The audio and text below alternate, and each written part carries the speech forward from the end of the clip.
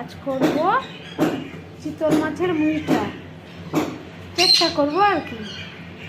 নিয়ে এসেছিল মাছ, একটু নুন দিয়ে ভাপিয়ে নিয়েছি, দিয়ে যে কাঁটাগুলোকে ছাড়িয়ে ছাড়িয়ে শ্বাস বের করে শুরু করেছি। আজকে একটু দেখি কেমন হয় চিতল মাছের মুইঠা।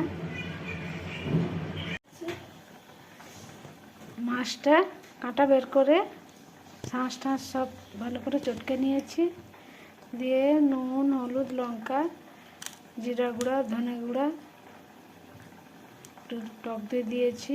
ভালো করে মাখাবো, এলাচ লুট দিব, দিয়ে ভালো করে মেখে বেসনে ডুবিয়ে বড়া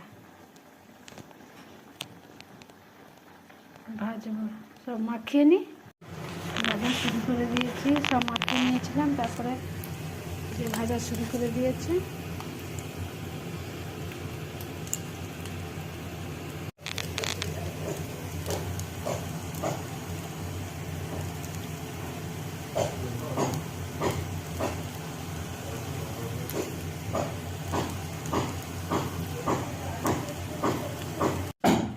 আমার হয়েছে চিতল মাছের মুইঠা।